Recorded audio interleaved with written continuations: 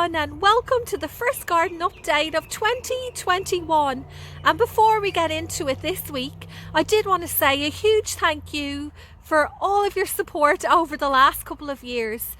The beautiful comments that you leave really do encourage me to continue to post each week. And speaking of posting, why don't we get into this week's garden update, where there's a lot of stuff going on. I'm starting off today out in the front garden where I have the row of Agapanthus which are in bloom. Originally, this was just one big clump that I purchased off a local lady for $5. Now, I did have to go and dig it up myself, which took quite an effort because the roots really anchor into the ground. But after about an hour or so, I got all the plants back. I divided them up and I spread them out over this about 15-metre garden bed that actually was just all grass at the time. And now they've established, they're looking really well, and this is the best year for flowers. It's the most I've ever had so far. These are a very popular plant here in Australia. Planted in mass like I have done. You can often find these in landscaping of large areas, for example outside shopping centres, places of worship, or even industrial estates. And that's because they're such a low maintenance plant. You can just put them in the ground and leave them there and they just do their own thing. However, having said all of that, once these blooms have finished, it's really important to cut them off so that none of their seeds spread into bushland. I'm now standing up in this garden bed and I'm actually getting a very strong smell of this wormwood, which I accidentally stood on while trying to show you this plant. It's a Buddleia which I put in here a couple of years ago as a small tube stock, and it seems very happy here in the semi-shaded position beside our camellia tree. I think I may have missed the best time to show you these flowers because a lot of them have faded now, unfortunately. I'll still show them to you anyway. It's also called butterfly bush, and that's because its flowers, which have a lovely scent of honey, attract butterflies who adore its sweet nectar. I purchased a new plant. This one is called bush basil or native coleus. It really caught my eye because I have never seen this one before. Here's the tag, so I can use this in cooking. The description on the label says that it has a very unusual aroma, which is quite true. They compare it to a combination of basil, sage and mint. Throughout the year, it puts out these clusters of small mauve or blue flowers, which attracts bees. So that was another reason why I bought this plant. I would love to attract more native bees into the garden. I could be wrong about this, but from the look of this plant, I don't think it would be very frost tolerant. So to be on the safe side, what I might do with it is take a few cuttings in autumn time just to have as backup in case this plant doesn't make it through the winter. I'm over beside the garage with the blue door to show you something that I've just let nature take its course, and I'm really pleased with the results. I had all of these amaranth, love lies bleeding plants self-seed here in this compost pile, and I decided just to leave them be and let them grow and flower, and I'm really pleased with how it has turned out. So they're just in front of that big garden bed that needs a lot of work. I really have to get stuck in there, but I'll choose not to look at all the weeds at the moment and just enjoy all of these beautiful flowers. I just picked a small handful of these blueberry tomatoes from this area.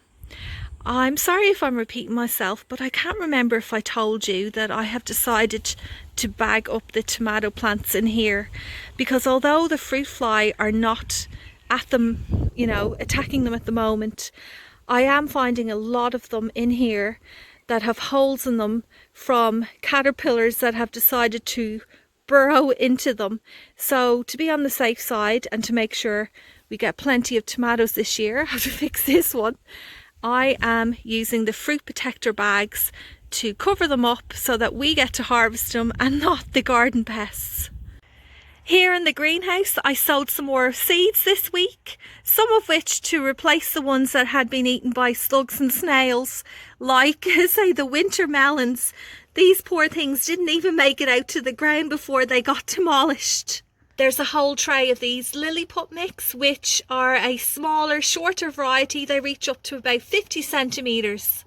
These are almost like my succession plants. I did the same thing last year. So although I do have plenty of zinnias in the ground that are looking lovely and healthy now, I found by the end of summer some of them were showing signs of blight, which these plants are susceptible to. I just quickly went inside to show you some of the Zinnia flowers which I picked this week. So although the plants that these flowers came from are lovely and healthy at the moment, the fresh new round of zinnias in the greenhouse will almost be my backup plan in case some of these die off. Hopefully they won't, and if they don't, it just means I'm going to have spare plants to put in other areas around the back.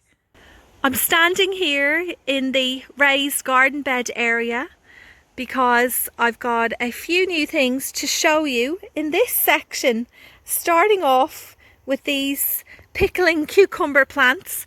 I think I may have put too many in the ground. I have 3 in here of this variety, and I just spotted today that I don't think it's going to be long at all now until I have a heap of these cucumbers. I'll be really busy in the kitchen trying to preserve all of these. There's flower buds on the burgundy okra plant. This Mexican hat flower plant has some buds appearing on it. I'm so excited about this one because I grew it from seed. I've never seen these flowers before, so it's definitely something to look forward to. And check out all the flower buds on this sea holly. This week I planted my one surviving opal purple basil. All the other ones that I had got eaten by slugs and snails. Let's hope that this one grows strong and healthy and I'll be able to start harvesting it maybe in a month or so. What you're looking at here are 2 tomato plants. This is one of my favourite varieties which I grow every year. It's called Thai Pink Egg. You can see some of the fruit down there.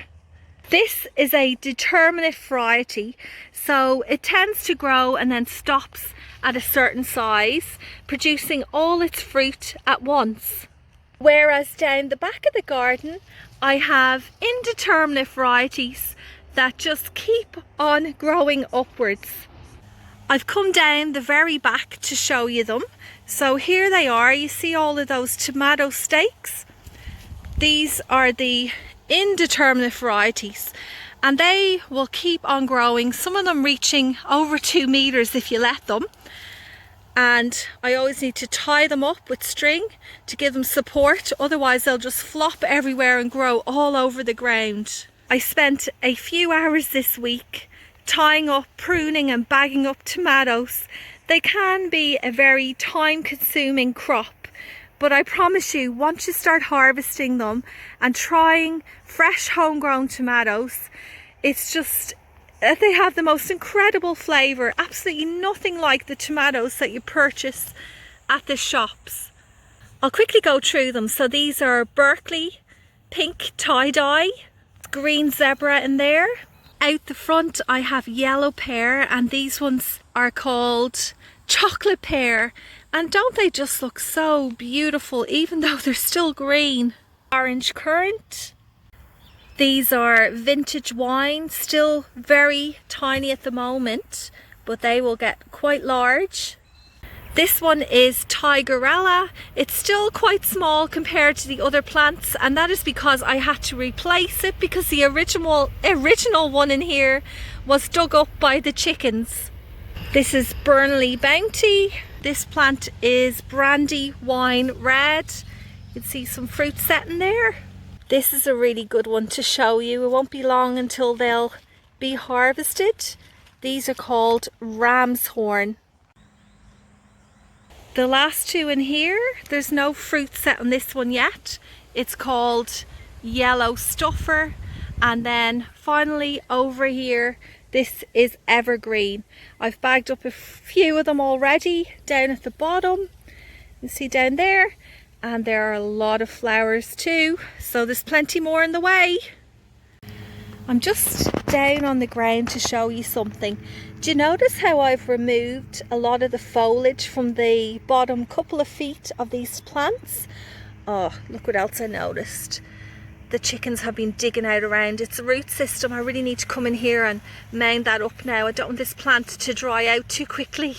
Anyway, what I was saying was, removing all of the foliage from the bottom stops any of it touching the ground, bringing any insects or disease onto the plant. It also creates better airflow too, especially here in New South Wales at the moment with us getting so much rain. Tomato plants are very susceptible to fungal diseases, and pruning them, removing unnecessary foliage really helps to keep them nice and healthy, and yeah, just reduce any diseases that may come onto these plants. So look at this leaf here, that's not looking the best. So what I'm going to do is I'm going to get my secateurs and chop that off, because you know, once disease comes onto these plants, it can spread so rapidly, and I really want to make sure I get really decent harvests this year before these plants pack it in. Do you know what there's a lot of as well?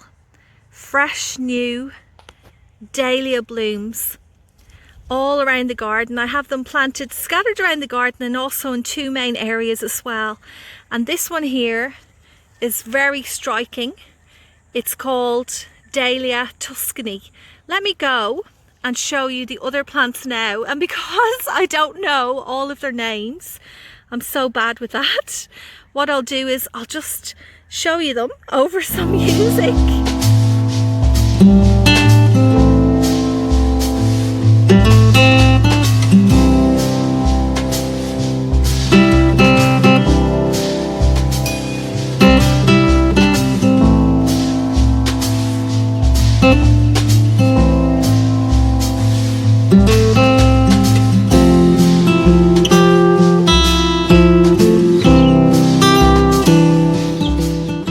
Well, we've come to the end of this week's garden update.